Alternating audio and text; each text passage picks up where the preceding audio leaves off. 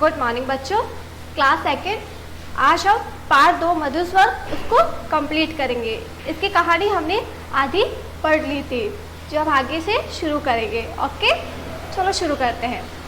टिकी निकी चिकी मिकी ने चिल्ला चिल्लाकर चुलबुली चिड़िया को आवाज़ देनी शुरू की। उनकी पतली कोमल आवाज़ खो खो के हंगामे से दबी जा रही थी। इसमें टिकी निकी चिकी मिकी ये 4 चुलबुली चिड़िया के बच्चे थे जो जोर जोर से चिल्ला रहे थे, क्योंकि खोखो बंदर आ गया था। वो बहुत ही हंगामा कर रहा था, पर उनकी पतली आवाज़ से कोमल आवाज़ किसी को सुनाई नहीं दी, और क्योंकि खोखो बंदर की आवाज़ बहुत ज़ोर से गूंज रही थी। वो बहुत ज़ोर से हंगामा कर रहा था, उनके सामने उनकी आवाज़ कुछ नहीं थी। तभी स्वीटी ने कालू से कहा, तुम अपने साथियों के साथ खोखो पर हमला कर चिल्लाना शुरू कर दो। तभी स्वीटी ने कालू से कहा, तुम अपने साथियों के साथ खोखो पर हमला कर चिल्लाना शुरू कर दो। तुम्हारी आवाज़ चुलबुली तक जरूर पहुंच जाएगी। तभी क्या बोला, तुम्हारी आवाज़ क्या होगी, चुलबुली चिड़िया तक पहुंच जाएगी, क्योंकि चिकी मिकी टिकी की आवाज़ पहुंच नहीं रही थी, पर उसकी आवाज़ ज़रूर पहुंचेगी। और हुआ भी वही। और क्या हुआ, जब वो ज़ोर से चिल्लाने लगा तो उसकी आवाज़ पहुंच गई चुलबुली चिड़िया तक। कालू की ऊंची आवाज़ चुलबुली तक पहुंच गई। कालू की आवाज़ कहाँ पहुंची, चुलबुली चिड़िया तक पहुंच गई। वह खतरे को भांप अपने घोंसले की ओर उड़ गई। वह खतरे को भांप के अपने घोंसले की तरफ पहुंच गई। कौन पहुंच गई, चुलबुली चिड़िया अपने बच्चों के पास पहुंच गई।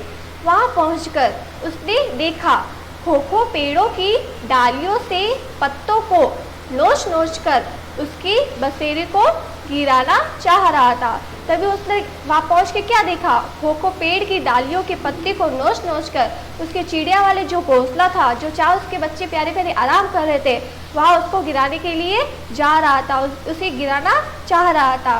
पर कालू मुस्तैदी से डटा खोखो पर हमले किए जा रहा था। तभी कालू ने क्या किया, अपनी होशियारी से खोखो पर हमला किए जा रहा था।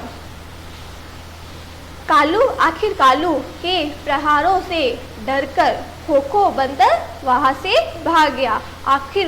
कालू कौवे के प्रहार मतलब कालू कौवे उसको डरा रहा था, उससे डरकर खोखो बंदर क्या हुआ, भाग गया वहां से। अपने बच्चे को सलामत देख चुलबुली खुशी से रो पड़ी। चुलबुली चिड़िया अपने बच्चों को सही सलामत देख के रो पड़ी। वह बहुत खुश हुई कि उसके बच्चे एकदम सही सलामत है। उसकी समझ में नहीं आया वह किन शब्दों से कालू को धन्यवाद दे। उसे समझ में नहीं आया कि उसके जो चार प्यारे प्यारे बच्चों को कालू कौवे ने बचाया, तो उसको किस तरह से धन्यवाद दे, कैसे उसको बोले कि उसने बहुत ही अच्छा काम किया है और बहुत ही समझदारी का काम किया है, और उसके चुलबुली चिड़िया के बच्चों को बचा लिया और खोखो बंदर को भगा दिया। नेक्स्ट पेज 11 नंबर, चलो शुरू करते हैं। स्वीटी आंटी ने कालू को शाबाशी देते हुए कहा। स्वीटी आंटी ने क्या किया, कालू को शाबाशी दी, क्योंकि उस चुलबुली चिड़िया के बच्चों को उसने बचाया। तुम्हारी आवाज़ का बहुत बहुत शुक्रिया। तुम्हारी आवाज़ का बहुत बहुत शुक्रिया, क्योंकि ये कड़वी आवाज़ थी कौवे की, फिर भी कितनी काम आई, उसके प्यारे प्यारे बच्चों को उसने बचाया। तो उसकी आवाज़ का क्या किया, बहुत बहुत शुक्रिया मतलब धन्यवाद बोला, थैंक यू बोला, कि उसने अपनी आवाज़ से उन बच्चों को बचाया। कौन कहता है तुम बेसुरे हो, इसका कहने का मतलब है कौन कहता है तुम्हारी आवाज़ में कोई सुर नहीं है, तुम्हारी आवाज़ भी बहुत अच्छी है। तुम्हारी आवाज़ की वजह से आज हमारे 4 प्यारे प्यारे बच्चे बच गए और वो खोखो बंदर डर के मारे भाग गए। तो कौवे की आवाज़ भी बहुत ही अच्छी है।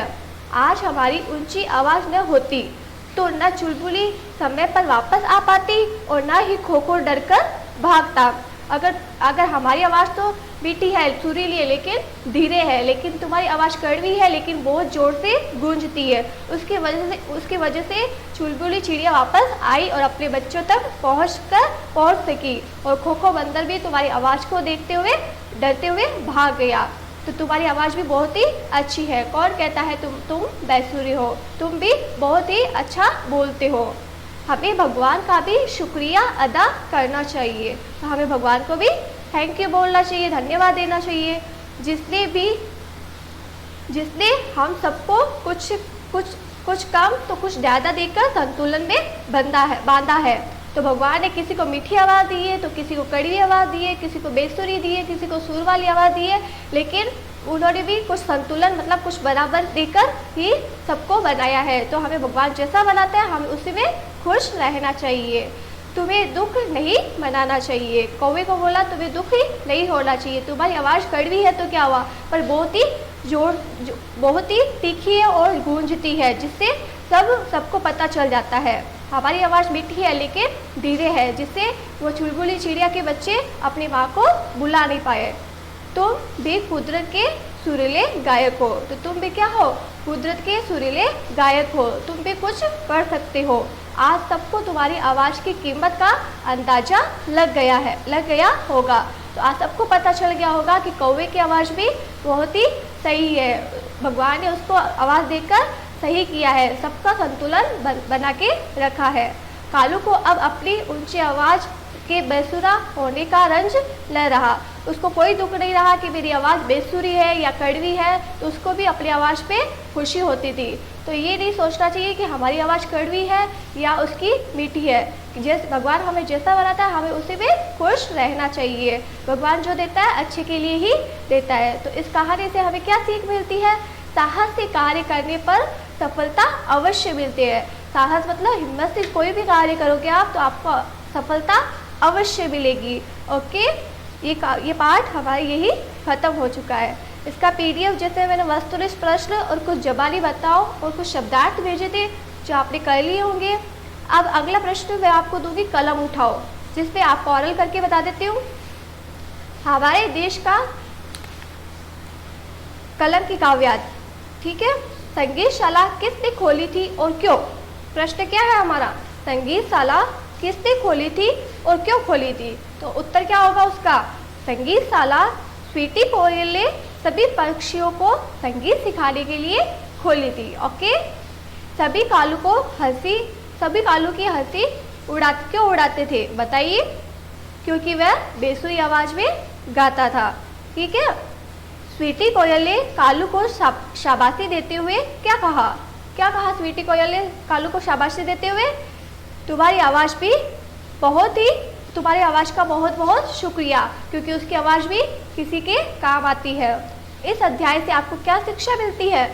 ये आपने कहानी पढ़ी, पाठ पढ़ा, तो इससे आपको क्या शिक्षा मिली? इसका उत्तर आपको पता ही होगा।